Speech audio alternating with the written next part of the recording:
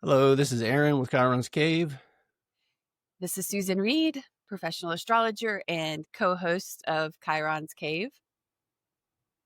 And it's the 20th of June, 11:26 a.m. as we commence this fourth episode. So I had just a few things to sort of house cleaning. So one, I listened to the last two that we did and caught a couple mistakes that I wanted to correct in what I had said. So the MC, there's actually a good bit of confusion about this point in astrology with the astronomy of it beyond just me confusing it on this podcast. It's a pretty confusing point, but simply what it is your local meridian. So the line that runs from the north point, North Pole, up straight to the zenith, down to the South Pole, and then under the Earth at the nadir, then back up to the South Point. So it's a vertical circle locally to our space where we stand. If you look south, it is a vertical line. Where that line intersects the ecliptic, that's the MC. It is not the highest point the sun reaches in that day. That would be the MC at noon. That is when it is the highest point the sun reaches that day. But the MC, by definition, is not that point. And that's also not the zenith, because that's directly above you. So with all this stuff, I'm learning a lot of it, and it's complicated. And I want to make sure that I put out the right information on this podcast. And so I'm just checking myself here because I don't want to say something and it not be true. Awesome. And so I'm learning this stuff too, like actively as we're podcasting, like not like right now, but like in my journey in astrology, I'm constantly learning more and more and more. And it's hard because I want to talk about it. And then sometimes if I don't understand something and I say something that's wrong and people are listening, I don't want them to get, I don't want to contribute to that. So anyway, that's the MC.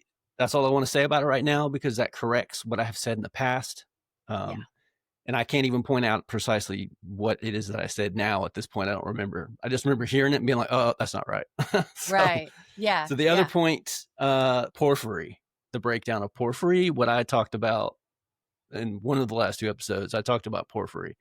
And what I delineated was actually more Placidus than Porphyry. Mm-hmm. So what Porphyry is you take the MC, wherever that is, at the moment of birth, then you take the ascendant, okay? You trisect that by degrees. Mm-hmm. And then that gives you the 12th, 11th, 10th. That's reflected on the other end, right? 4th, 5th, 6th. Mm-hmm. Then you take the IC, mm-hmm. the degree of the IC to the ascendant, the degree of the descendant, and trisect that. That gives you 1, 2, and 3, as well as 7, 8, and 9. That's Porphyry. That's all it is. It's a based on the ecliptic. So it generates unequal houses is the problem with Porphyry. So like, because 12, 11, and 10, mm-hmm. they're going to be, it's because the relationship of the MC to the ascendant mm-hmm. is not 90 degrees. So it can be. Right. The non-adjustable is the 90-degree angle from the ascendant. The MC is not. It can move around. So it can be, I believe, more or less. It depends on latitude. So Porphyry, that's Porphyry. That's all I need to say at this point, because it will have corrected what I said in the past about that. Mm-hmm. All right. I am actually head first rocketing downward through a rabbit hole dealing with all this stuff. And I've got more books on the way. I've been reading this book, The Elements of House Division, Ralph William Holden, mm-hmm. Which was written in 1977. And he's got BD, THL, DF, Astral S. he was obviously he was into astrology, and he was in some very official avenues, this guy, but Hmm. I can't find anything about him on the internet other than this book. Huh. Interesting. And there's not, and this is the only one that exists like this. And he actually says that. He's like, no, this book didn't exist, so I wrote it. Uh-huh. Huh. And it's basically a breakdown of all the different housing systems, how they, the history of it, how they came to be, how they're generated. And so that's what I've been studying now.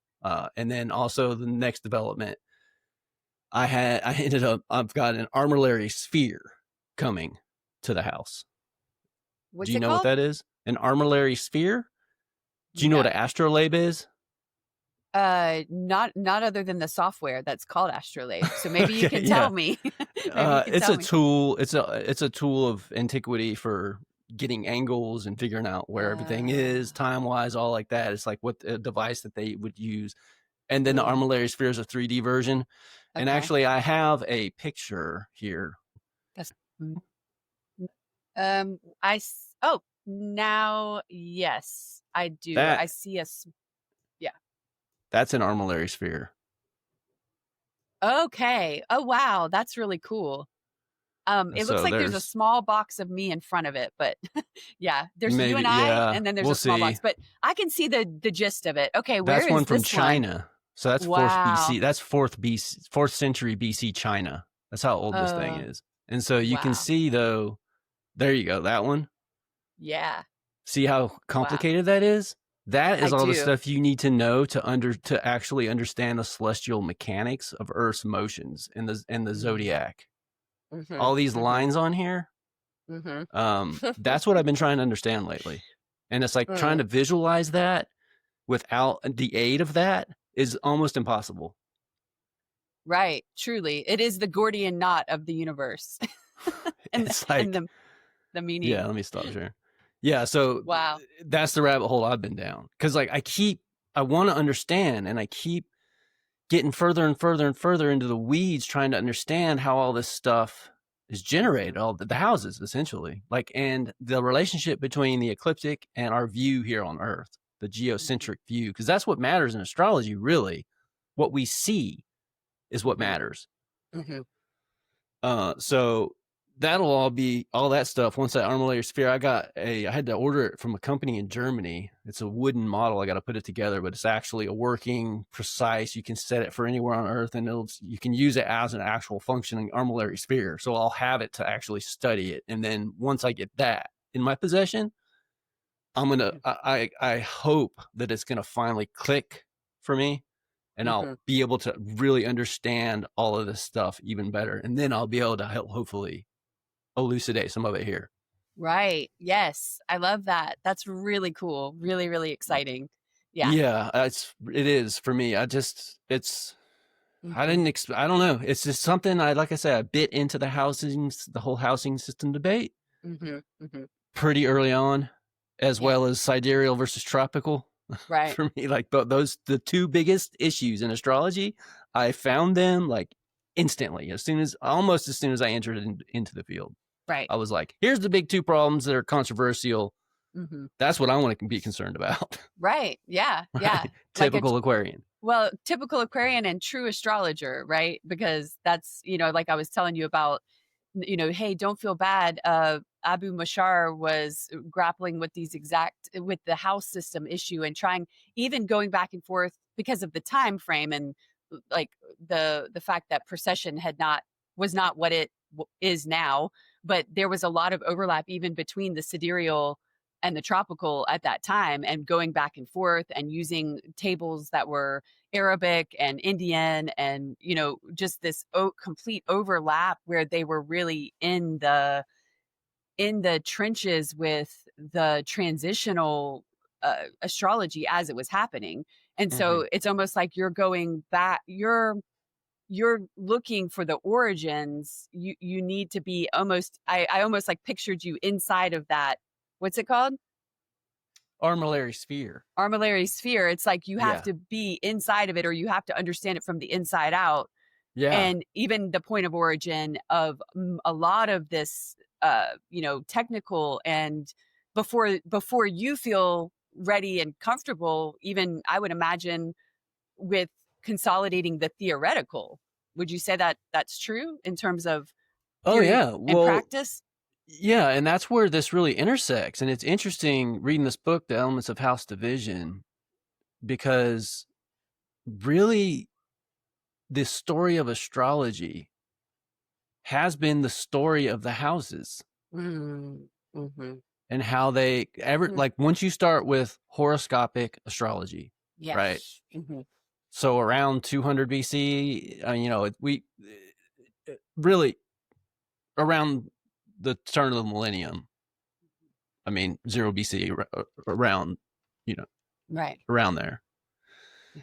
Once you start with horoscopic astrology, you're talking about houses, Mm-hmm. and then how you're going to define that, because the planets in signs, they're out there in space.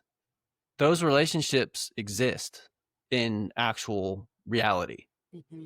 Okay. Yeah. And that's the what generates the meaning in astrology.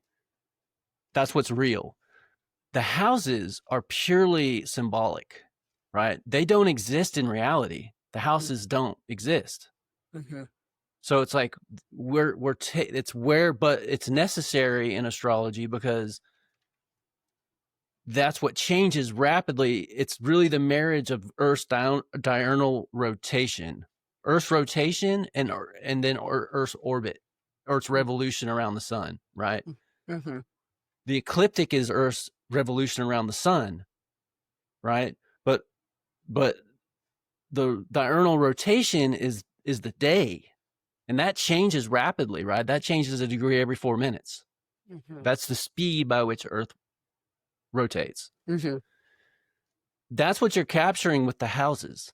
Because what happens is, if you don't have that, then that means that anyone born this day, their chart's going to be, the only difference is going to be the MC and the ascendant. Right. If you don't have any houses, the only points that are going to be, that's it. That's the only means by which you have to distinguish between anybody born at midnight to, 11:59 p.m. Mm-hmm. Their charts would be almost identical, Mm-hmm. right? The moon is going to change a little bit, right? I mean, some things are going to, but without the Earth's rotation is what's changing that rapidly and making everybody's horoscope different and pertaining to that individual. So if you take that away, then then it's like, that's why with mundane, it doesn't matter so much, because you're talking about the whole planet, right? But when you're talking about horoscopic natal astrology, you need that. In other words, to make it personalized, because otherwise it's not personalized. And so it's really important. And and you can see in the history of astrology how the changes have happened through the different houses. So it's very interesting to me, Yeah. and very important to astrology. Well, it is. And it's interesting because I was reading up and listening to the astrology podcast and Ben Dykes talking about the book on solar revolutions. And I thought it was an interesting point he made, although I made a note of it to ask you if you had any thoughts on it, because he said that the house system issue is a permanent issue because of the astronomy. And that's, I think, what you're pointing to here too, because he describes the ecliptic as being oblique and says because of the celestial equator that we won't that the it won't always the celestial equator won't always fall on the associated axis, and so that's the inevitable part of astrology that will remain, a point of debate or confusion or an attempt to kind of reconcile the astronomy with the astrological concepts, and how that doesn't always work out so well. And yet he was credited for being very influential on moving astrology and astrological practice away from Mushar. I'm speaking of not Ben Dykes, but Mushar was credited with moving that influence away from whole sign house system to quadrant houses. And when you mentioned the book that you have, it piqued my curiosity because he doesn't mention specifically what quadrant house system or what Mushar and meant by that. So I'm very curious what was in use on a quadrant house system level at that time, because it wasn't until like Firmicus Maternus in I think it was the 3rd century, so a couple of centuries later, that equal house system was introduced officially. So I don't know, I have a lot of questions about even the history of, like you Well, said, there's a that. debate there, Uh-huh. even with what, like during Ptolemy's time, whether Mm-hmm. or not they were doing whole sign house or equal Mm-hmm. house. Really? Yeah. Really? And that comes Uh-huh. up in this book too. And Uh-huh. it's like reading this book and then reading the houses, Deborah Holding's book, The Temples of Mm. the Sky. They're in disagreement. These two Really? books, yeah. Mm. And also he's saying that the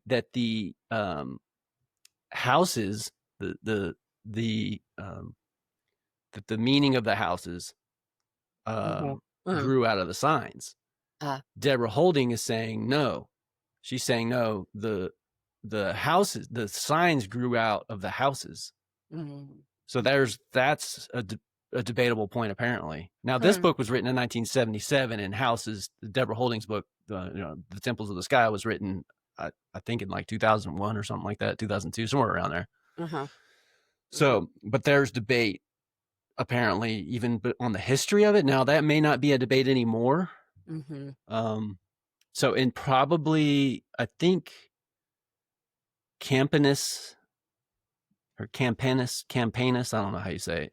Mm-hmm. Campanus, I would guess. That was he was the first one that was like quadrant based, space Huh. based. Okay. Right. So again, okay, I better stop because I'm going to say Yeah. something wrong again.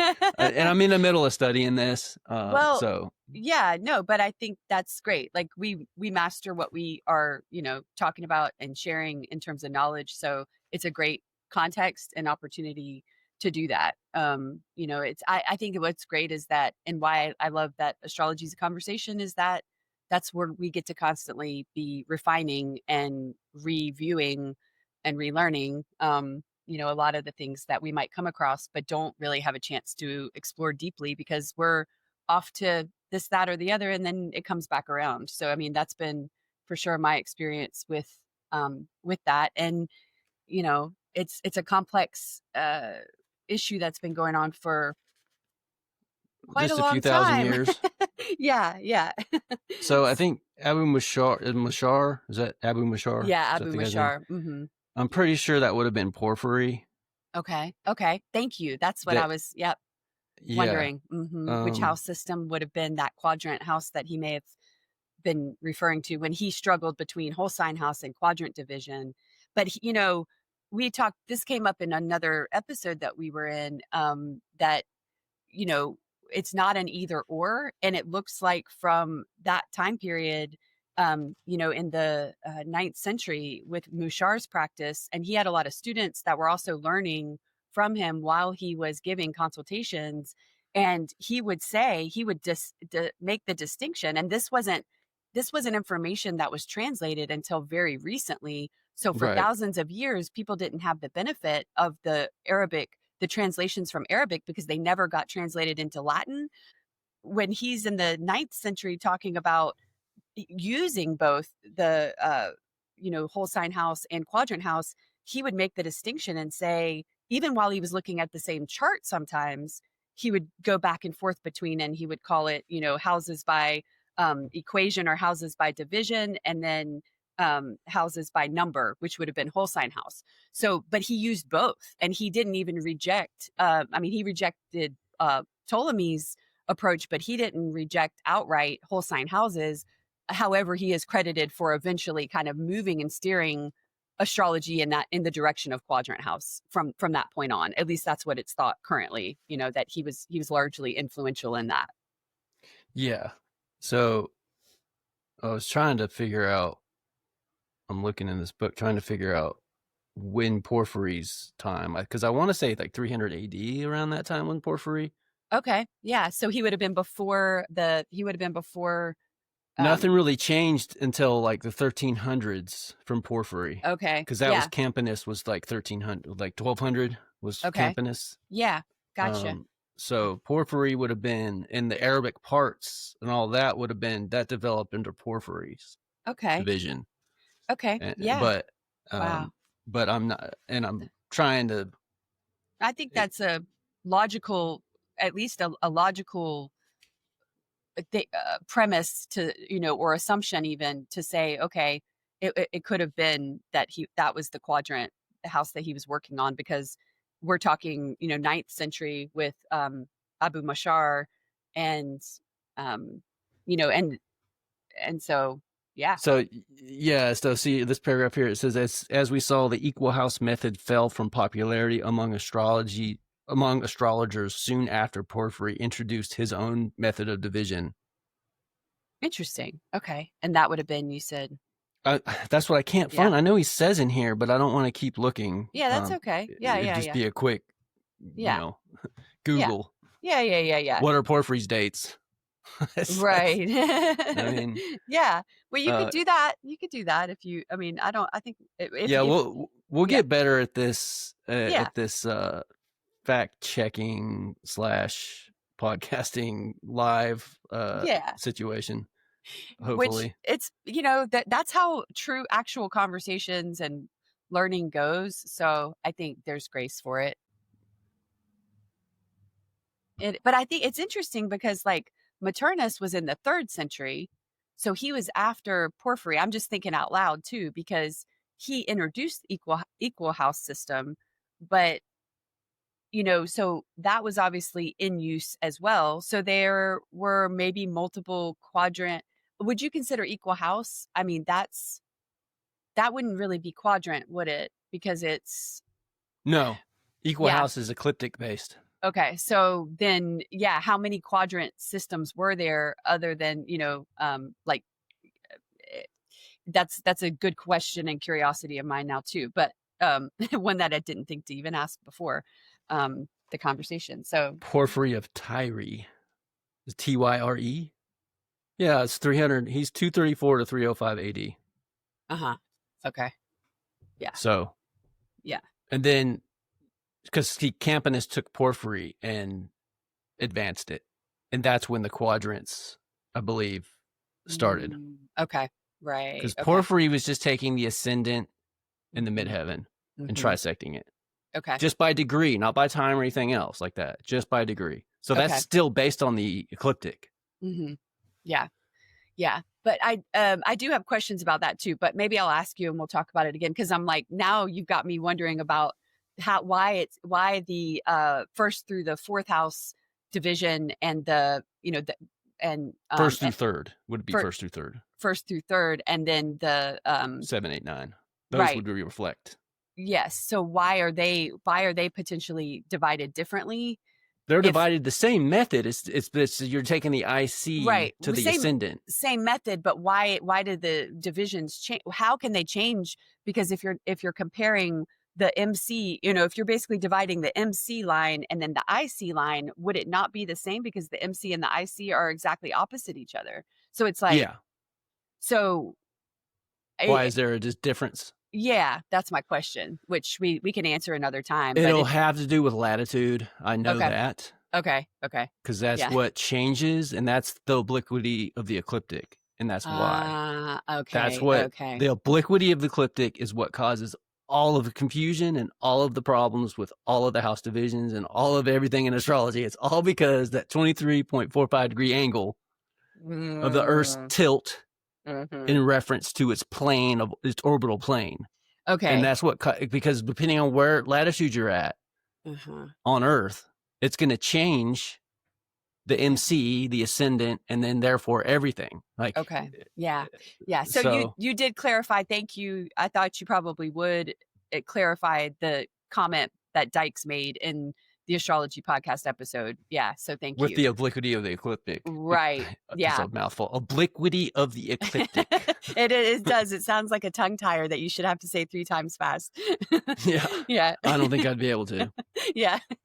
So, yeah. And apparently there's some heavy metal group that has a song called the obliquity of the ecliptic. Really? I didn't listen to it, but when I Googled that about a while back, when I was trying to figure out, I'm confused. How am I confused? Where do I look to not be confused anymore? Like I was, right. It's like, Yeah, I have you're been. That's where calling I've been. calling on Mercury, hoping to get some Jupiter wisdom through your Mercury exploration, right? Through all the morass of information on the internet. Well, Yeah. that's why I like books. And see, that's what's so interesting to me about this whole thing is like Uh-huh. this book, The Elements of House Division. I have been looking for this book for a couple years. Not this book, a Mm-hmm. book that is this book. I didn't know, I just was looking for this book Mm-hmm. Mm-hmm. on the internet, on Amazon, on Google, all kinds of different types of searches. Never found Right. it. Right. And then I get this obscure book from 1980, I think 1980, Mm-hmm. around there. Astronomy for Astrologers. So Seems helpful. John Philby. Uh-huh. Yeah. And then he mentions this book. Mm-hmm. And I was like, That's it. finally, Yeah. there's a book. It's arrived. And it's like, it's in print. It's like this book was actually printed in 2024, but the book itself was originally released in 1977. Uh-huh. And I think it went out of print. But then this I guess printing house, is that what you call them? Mm-hmm. Raven Dream Press. Mm-hmm. They printed this book again in 2024. So, and it's, exactly precisely what I've been looking for, like breaking down how all the different houses, like the history, and also how all of these different house systems are constructed via like through history. So it tells that story too. And then the technical, like how you actually generate them is told. And then later on in the book, he goes into like his view, on which one's best. But the first part of the book is like the history of it. And then just, he tries to be objectively just break down how these things how they happened, how they're generated, without putting so much, this is what I think, into it. And then later in the book, he goes into like his conclusions, basically. So it's really fascinating. Yeah. And one I'm going to have to read again. Yeah. Yeah. Wow. Well, that's really cool. And I think, it becomes relevant too if we're trying to apply ancient techniques to interpretation, to interpreting and delineating a chart. For example, the solar return, right? And it becomes relevant and important because it's like, are we using, when we're trying to use these techniques, that we're not trying to just use the modern watered down version of something that's been like highly distilled and become very, very distant from what it once was as a technique. I mean, part of the benefit of going back to these ancient methods is that we get this potentially powerful consolidated version of astrology that was in practice then, that worked then, in even its relationship to the cosmos of the time, because it was so interwoven with the astronomy of the time. So the potential for the accuracy of these traditional methods is much, much greater. But if the house system is out of tune or out of touch or not connected, and we are, what house system do we use in order to apply these methods? And if there's not the consistency, does that impact the accuracy, right? Yeah. And he talks about that in this book. And it's interesting because because the methods of house division, there's 3 types: ecliptic methods, space systems, and time systems. Those are the 3 different types of, those are the 3 schools of thought on how the house systems are generated. So I've read the ecliptic methods, and I just finished the space systems method just before we started. So, but anyway, the interesting thing to note here is that as these systems continue evolving, and you get more and more abstract, and then it ends with this system that's called the East Point House System. And also, I guess it really started, and there's the Zenith House System, but it really started with, I guess it'd be Marinus is the name. Yeah. Who 17th century. Jean Baptiste Mm-hmm. Morin. Mm-hmm. So yeah, Oh. 17th century. Mm-hmm. So at this point, at that point, it became where you start taking into account our local space, Uh-huh. and then you start removing the ecliptic Mm. from in the zodiac. Then see as we progressed, as these systems progressed, it got to the point where the zodiac was almost completely removed from the division Mm-hmm. Mm-hmm. Yeah. because it became just about diurnal rotation or the Earth's rotation, right? And like it became more and more and more focused on the terrain of Earth and not the space where the ecliptic and stars and sun and all like are, right? It became more and more about the space that we're inhabiting, and Uh, that's a good idea, mm-hmm. right? Mm-hmm. But when you get to the point where the zodiac is like, it's like inconsequential. It Yeah. like in this one that I remember reading, it wasn't Marinus, it was someone out that a derivative of that system, and he was like, the only thing that at this point, the only tie-in the ecliptic or the zodiac has anymore at all is just that they meet at the pole of the ecliptic, like the Yeah. axis running through the ecliptic. Mm-hmm. The houses were generated. The only thing they had to do with the ecliptic or the zodiac anymore was at the poles. Mm-hmm. And it was like completely.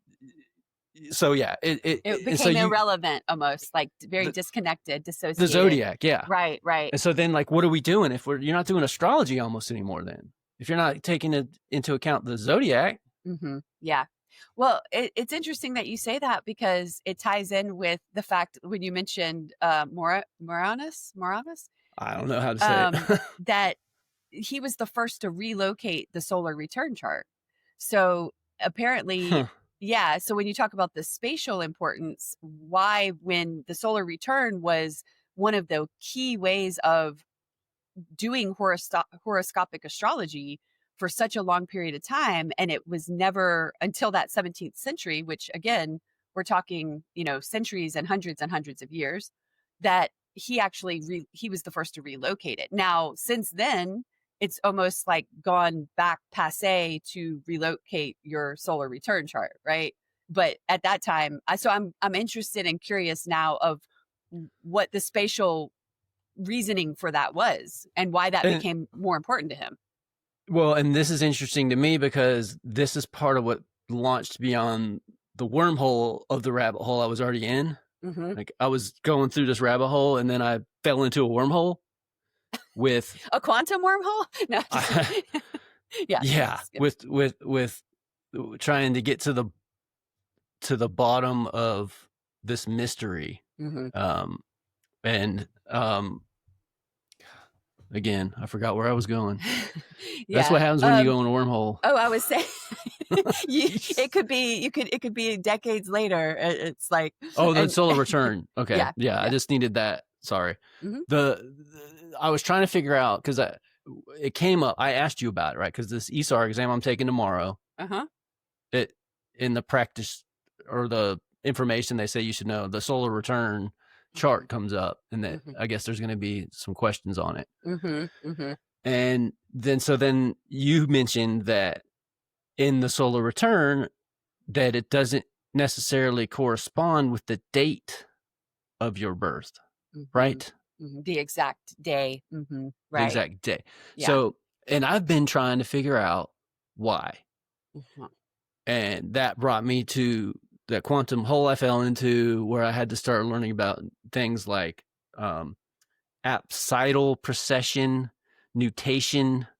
There's axial precession, which is the precession that we know about, with the Earth's wobble. Right. All of these separate, and then Earth's orbital speed changing, and it's very, very complicated. Mm-hmm. In fact, it's quite literally rocket science. Mm-hmm. Because these things are what, if you're going to send a rocket to space, you need to be concerned with the math involved, the trigonometry, the calculus, like. Right. Yeah. And so I'm trying to figure out, I just want to know, like, why is the sun not on my birthday at the time I was born? Mm-hmm. Why is it different from year to year? Yeah. And so I think I know Uh-huh. what's going on with that. Uh-huh. I have a couple of ideas what's causing that to happen, and I've found a couple clues also Mm-hmm. about what that's about, and it has to do with the leap year. So there's 365.24 days in a solar year, but you don't have 0.24 of a day. Yeah. Days come in packets of Yeah. one. Yeah. So that's approximately 4 years of a quarter of a day, but you don't have a quarter of a day. That's where the leap year comes in. Yeah. Well, the sun happens to move about a degree in a 4-year period. I believe is about what it amounts to. Okay. And I don't think even then, because of all these different motions, it's not a precise, Right. but it's approximately, there's 4 different stations that are approximately a degree, I think, or away from one another. The sun moves back and forth in a 4 years, like 4 years, it'll move back and forth. And it's because of that 0.24. I'm pretty sure that's what's causing that. Cool. I don't know that because I don't know that to be true. I'm pretty sure it's true. And I don't know it to be true because I have not actually read where this issue is addressed anywhere. I have not been able to find it. Okay. Yeah. Been looking for it, and I think that's what it is. Right. So I think that's what's causing it. And I think that it's mutation. So it's Nutation, mutation. Okay. It's the Earth's, as the Earth wobbles, the precession, it's also doing this motion. It's snaking as it's wobbling. It's also doing like that. And I think that might be what's causing that sun movement like that in that degree. But again, I don't know that to be factual because yeah. But that's what you got, and maybe more will be revealed. But I think that's really interesting, and it gives at least a partial and decent, to me, from my perspective, explanation for why. Because as I've practiced solar return charts, and the evolution of understanding the solar return chart is also happening for me in real time, and my understanding of it is deepening. But when I started practicing solar return charts, this was before 2010, when we even had the benefit of that the most influential text that we have on solar returns. So I started practicing solar returns with almost like passed down information from the mentor that I was studying with, and kind of the understanding it from a conceptual framework and all of that. But it's like, to be able to explain to a client, when I say, here's your solar return chart, and they're like, oh, I think my birthday is wrong. I think I was born on August 22nd. That says August 21st. And, the general explanation is, well, don't worry.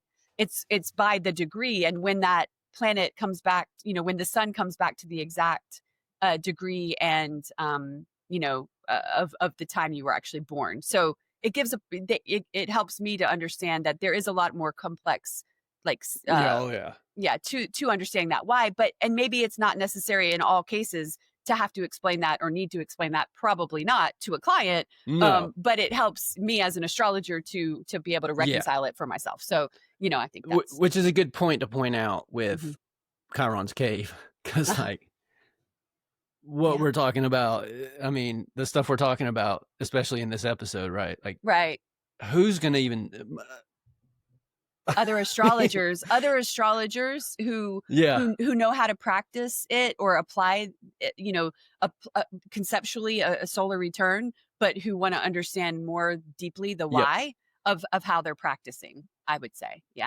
So we're and that's interesting because I'm newer to astrology, but